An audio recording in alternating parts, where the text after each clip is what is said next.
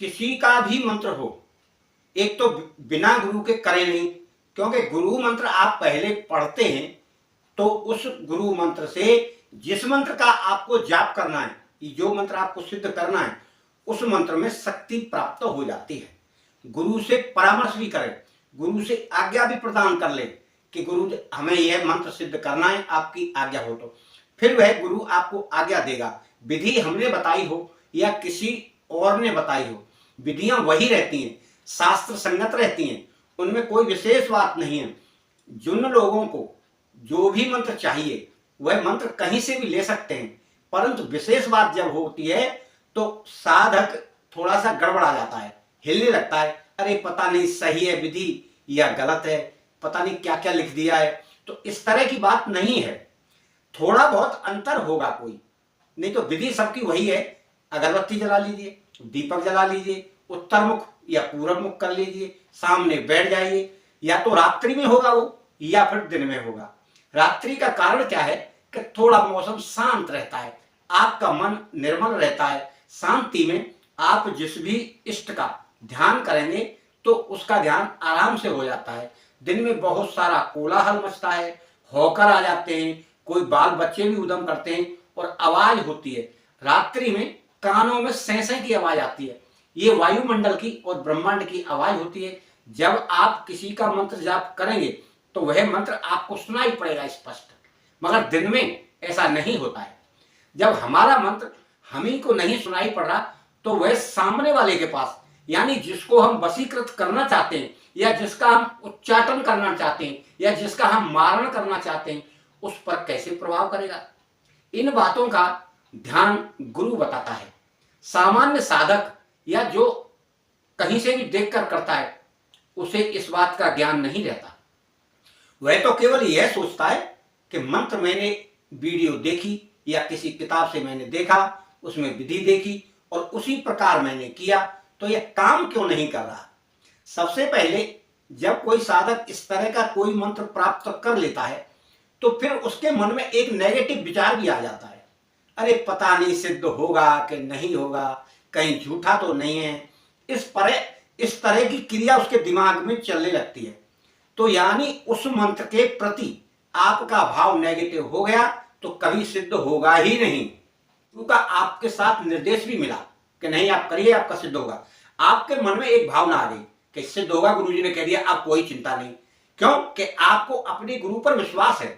जब गुरु पर विश्वास है और गुरुजी ने कह दिया तो आपको मंत्र पर भी विश्वास हो गया, इसीलिए सिद्ध हो जाते हैं गुरु के बताए हुए।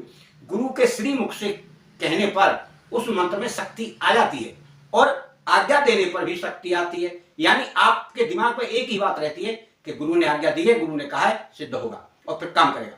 इस प्रकार से आपको हर मंत्र सिद्ध करना चाहिए। इन क्रियाओं में थोड़ा ब्रह्मचर्य, खाना पीना, शुद्ध शाकाहारी, सात्विक क्रियाएं रहना चाहिए, नियम बनाकर रहना चाहिए। थोड़ा झूठ, छल, कपट, बेईमानी, इससे बचना चाहिए। कम से कम उन साधना के दिनों में तो बचे जिससे वो साधना करता है। इसीलिए आप वशीकरण करना चाहते हैं तो आपकी भाषा भी मृदु होना चाहिए, विचार भी अच्छा होना चाहिए, सात्विक जीवन भी होना चाहिए और साधना काल में तो बड़े नियमित तौर तरीके से नहा धोकर आपको पूजा पाठ करके गुरु मंत्र का जाप करके मंत्र का जाप कर लो, छोटी सी बात है। तो इस मंत्र को आप दिन में भी कर सकते हैं और रात्रि में भी कर सकते हैं, और वैसे शुभ मुहूर्त से आप करेंगे तो अति उत्तम है। वैसे रविवार या शनिवार से आप इसको शुरू करें। 21 दिन आपको यह करना है। 21 दिन आपको करना है 13 माला। 13 माला रोज करेंगे और 13 मंत्रों का आप जाप और ऊपर से करेंगे। यानी 13 माला और 13 मंत्र आपको जाप करना है डेली 21 दिन तक। इस तरह से आप कर लेंगे। मंत्र थोड़ा बड़ा है, थोड़ा टाइम लगेगा, पर सिद्ध होगा तो गारंटी से काम करेगा। क्यों कि थोड़ा बड़ा होने के साथ साथ उचित मात्रा में आप मंत्रों का जाप कर रहे हैं। कुछ दिन थोड़ा सा 1-2 दिन आपको लगेगा, फिर क्या है कि वो याद हो जाएगा, फिर कोई ज्यादा दिक्कत नहीं आएगी। और अंत के दिन में एक माला से आप हवन करें गूगल का, यानी गूगल डालें उसमें, फिर हवन करें।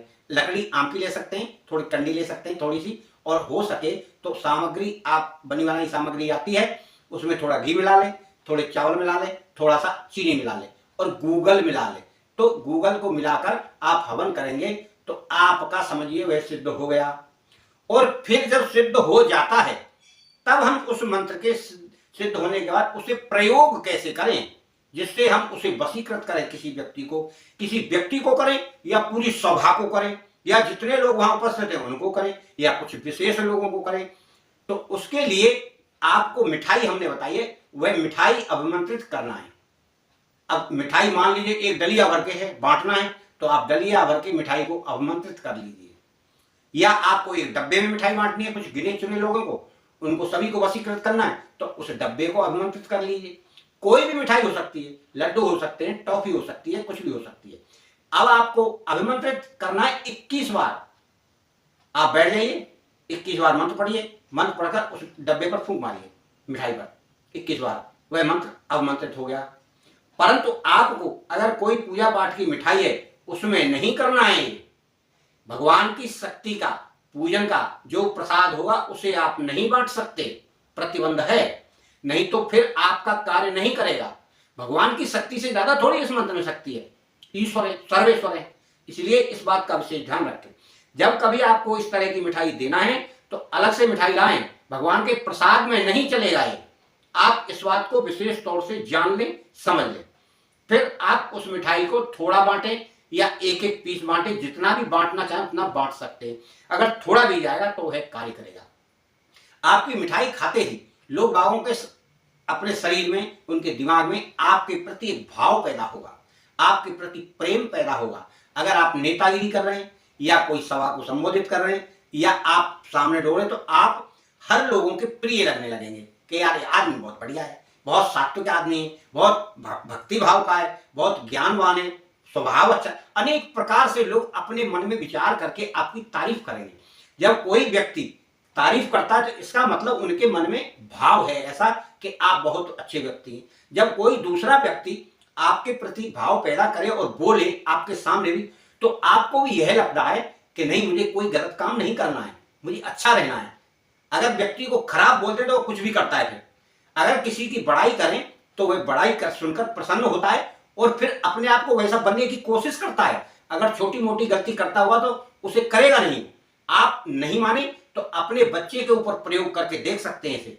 आपका बच्चा उद्दंड है, उद्यम करता है, पढ़ता नहीं, तो आप किसी गैर आदमी के सामने उस बच्चे की बड़ाई करिए कि नहीं, ये हमारा छोटू तो बहुत होशियार है, बहुत पढ़ता है, रोजाना काम करता है, और जो भी आप कह दो दौड़ दौड़ के काम करता है और बहुत अच्छे उससे रहता है, तो उस बच्चे के मन पर प्रभाव पड़ता है और वो ऐसा बनने की कोशिश करता है। अगर आपने कह दिया अरे तो उद्यमी है, कुछ नहीं करता, बेकार है, पढ़ता लिखता नहीं है, इसको ज्ञान नहीं है, तो उसके मन में आगे वहां भाग जाएगा वो, और आप उसकी बड़ाई करेंगे तो उस बड़ाई को सुनने के लिए बैठा रहेगा शांत भाव में। ये होती है बोली का वशीकरण। इसी प्रकार से आप जो मंत्र बोलेंगे उस मिठाई के ऊपर, उसका प्रभाव उस मिठाई में जाएगा और उस मिठाई को या उस टॉफी को खाने वाले लोग प्रभावित होकर आपका गुणगान करेंगे और आपके वश में रहेंगे। इसीलिए आप उसका मंत्र यह है, इसका मंत्र इस प्रकार पढ़ना है। ओम नमो कामाक्षा देवी की, आदेश जल मोहूं थल मोहूं, जंगल की हिरणी मोहूं, बाट चलंता बटोही मोहूं, दरबार बैठा राजा मोहूं, पलंग रानी मोहूं, मोहिनी मेरा नाम मोहूं, जगत संसार तारा तरीला, तोतला तीनों बसे कपाल, सिर चढ़े मातु के दुश्मन पामाल करूं, गात के मोहिनी देवी की दुहाई फिरें। इस प्रकार आप मंत्र पढ़ें और कंठस्थ करके ही आप इसका जाप करें। तो इसको 21 दिन जाप करना है। इसका गिनती का सवाल अगर पढ़ते हैं तो 1441 मंत्र जाप करने हैं, यानी 13 माला जाप करके 13 मंत्रों का जाप और करना है। मित्रों, आपके घर परिवार के कल्याण के लिए मैं गुरुदेव से, माता जी से प्रार्थना करता हूँ, आप हमेशा सुखी रहें, आनंद में रहें, कल्याण हो।